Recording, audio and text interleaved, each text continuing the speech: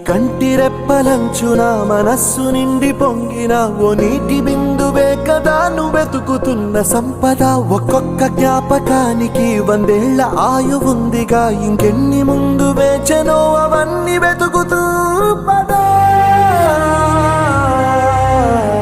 మనుష్యులందు నీ కథ మహర్షిలాగా సాగదా, మనుష్యులందు నీ కథ మహర్షిలాగా సాగదా.